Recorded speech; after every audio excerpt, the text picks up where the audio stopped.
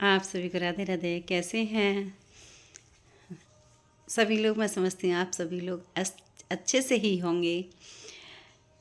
आजकल देखो, हम अपने परिवार में, अपने घर में, अपने पड़ोस में, कहीं भी हम किसी के हालातों को नहीं समझ पाते। हम किसी के हालातों को नहीं समझ पाते क्योंकि आजकल अपने में ही लगे रहते हैं।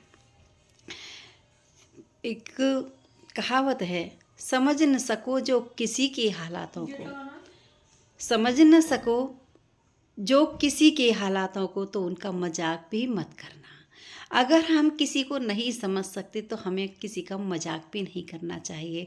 अगर हम किसी के मरहम नहीं बन सकते तो किसी के दर्द भी नहीं पहुंचाना चाहिए। ये भजन भी है कि कितना अच्छा भजन है, भला किसी का कर न सको तो बुरा किसी का मत करना, घर किसी का बसा न सको तो झोंपड़ियाँ मत जला देना। कितना अच्छा भजन है कि अगर हम किसी के साथ अच्छा नहीं कर सकते तो हम किसी के साथ बुरा भी नहीं करना चाहिए। किसी को हम सहयोग नहीं दे सकते तो हमें किसी की हंसी भी नहीं उड़ानी चाहिए, किसी को दर्द भी नहीं देना चाहिए, क्योंकि उसका निर्णय करने वाला सिर्फ ठाकुर जी है, सिर्फ गोविंद है। तो किसी को दर्द भी नहीं पहुंचाना चाहिए और उलझे हुए हैं सभी यहाँ अपनी अपनी समस्याओं में कि बन सको जो सहारा किसी का तो उनकी परेशानियां भी ना बढ़ाना। अगर मान लो हम, बिल्कुल सही बात है ये कहावत कि अगर हम किसी की परेशानियों का सहारा नहीं बन सकते तो हम किसी के लिए कांटे भी नहीं बोए हैं। भला किसी का कर न सको तो बुरा किसी का मत करना, घर किसी का बसा न सको तो झोंपड़ियाँ न जला देना। ये बिल्कुल सही बात है कि अगर हम किसी का घर नहीं बसा सकते तो हम किसी की झोंपड़ियाँ भी नहीं जला सकते, और हम किसी को सहयोग नहीं दे सकते तो हम किसी को दर्द भी नहीं पहुंचा सकते, हम नुकसान भी नहीं पहुंचा सकते, क्योंकि ये सब ठाकुर जी का दिया हुआ है, ठाकुर जी का है। क्योंकि मेरे पास एक पोस्ट आई, आप सोच रहे होंगे कि देख रही हैं, एक पोस्ट आई थी थोड़ी सी, तो मैंने कहा उसी में से मैं थोड़ा सा बोल देती हूँ। पोस्ट है, समझ न सको जो किसी के हालातों को, समझ न सको किसी के हालातों को तो उनका मजाक भी ना करना, तो उनका मजाक भी ना करना। बन सको जो मरहम अगर, बन सको बन न सको जो मरहम अगर तो किसी को दर्द भी ना पहुंचाना। उलझे हुए हैं सभी यहाँ अपनी अपनी समस्याओं में कि बन सको जो सहारा किसी का तो उनकी परेशानियां भी ना बढ़ाना, उनकी परेशानियां भी ना बढ़ाना। तो ये बिल्कुल कहावत है, ये पोस्ट जो बिल्कुल सही कह रही है इस चीज़ को, ये सभी के लिए दर्शा रही है हम सभी को कि इस तरीके से कोई भी किसी के लिए कांटे नहीं बो और किसी के लिए गलत ना करे। हमें हर किसी के साथ अच्छा ही करना चाहिए, हमें किसी के लिए कांटे नहीं बोने चाहिए, चाहे कोई वो सास हो, चाहे बहू हो, चाहे भैया हो, चाहे भाभी हो, चाहे अपना पड़ोसी हो, चाहे दुश्मन हो, चाहे प्यारा हो, कोई भी हो, हमें किसी के साथ गलत व्यवहार नहीं करना चाहिए।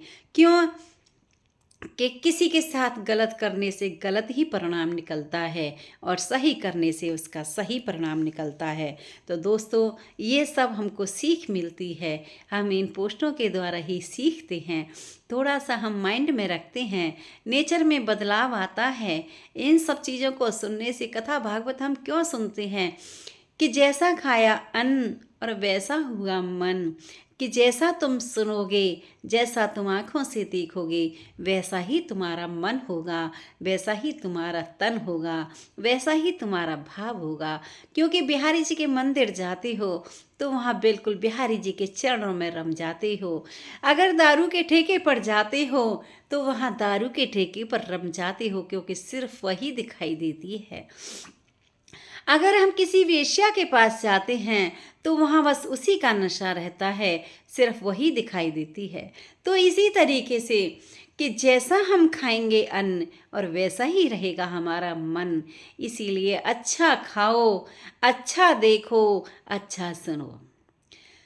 किसी की बुराइयों को सुनो नहीं, बुराइयों को देखो नहीं, बुराइयों को बोलो नहीं, तभी तो हमारा मन उज्जवल रहेगा।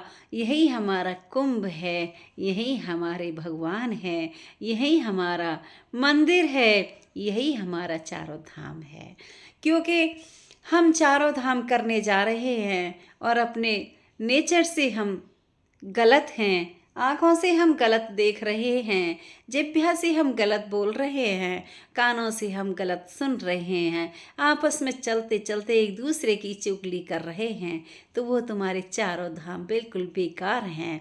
अगर इन सब बातों को छोड़कर और तुम अपने भाव में प्रकट रहते हो, बिहारी जी के चरणों में प्रकट रहते हो, उनके मन में लीन रहते हो, उनके चरणों में लीन रहते हो, उनके नेत्रों में बसे हुए हो, तो आपके चारों धाम यही हैं।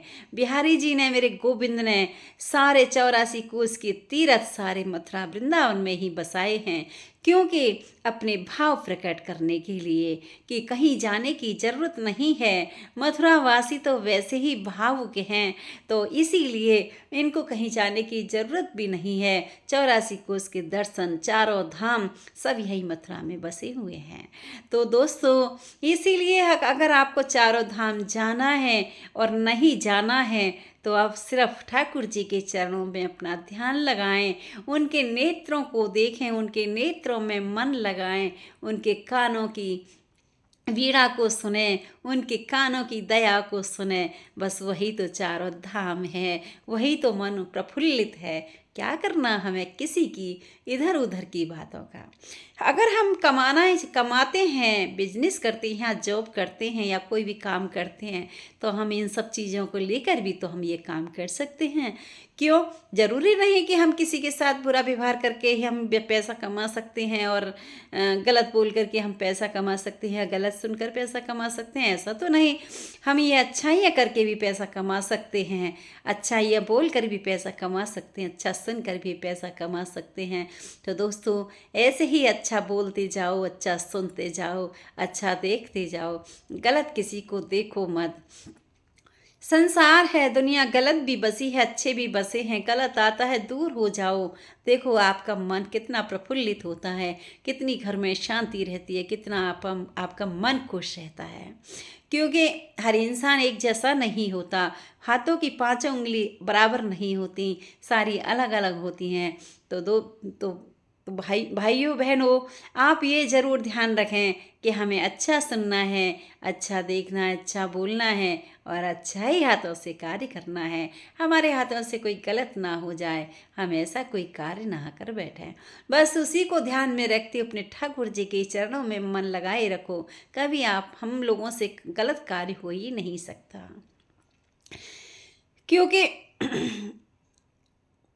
हर चीज़ है, हर जैसे कोई म्यूजिक में पैसा कमाता है, कोई सिंगर में कमाता है, कोई डांस में कमाता है या मीडिया के द्वारा कमाता है। ये संसार है, किसी न किसी कारणवश कोई भी बिजनेस हो, बिजनेस तो बिजनेस ही है।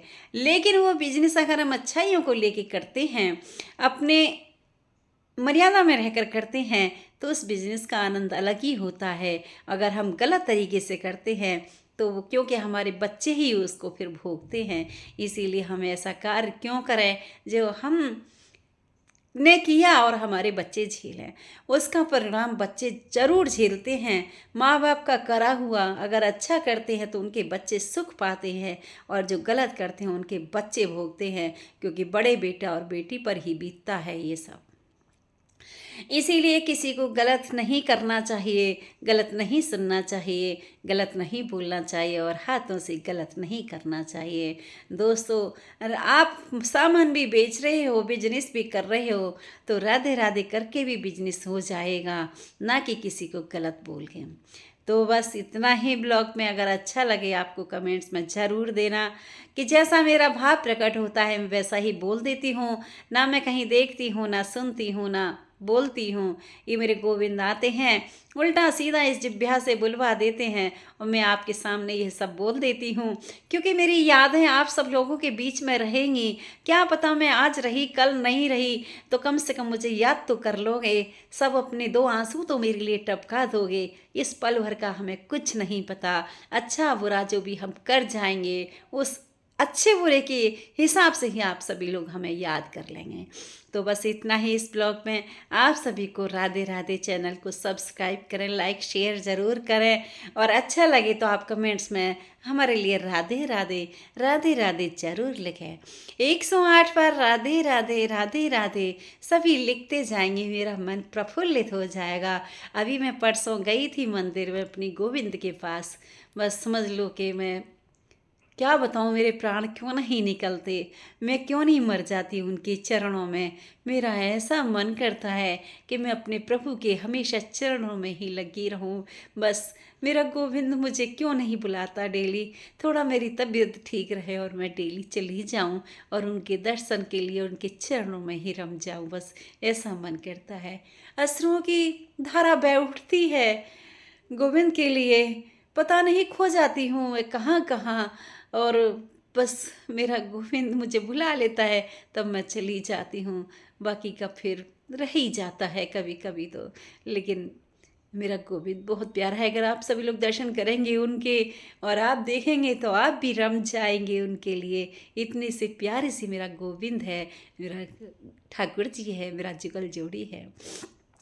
तो बस इतना ही आप सभी के लिए। आप राधे राधे ज़रूर लिखें इस ब्लॉग में, और इस चैनल को आप सब्सक्राइब लाइक शेयर ज़रूर करें। हो सकता है कि ठाकुर जी के कुछ काम आ जाए। आप सभी को बाय बाय।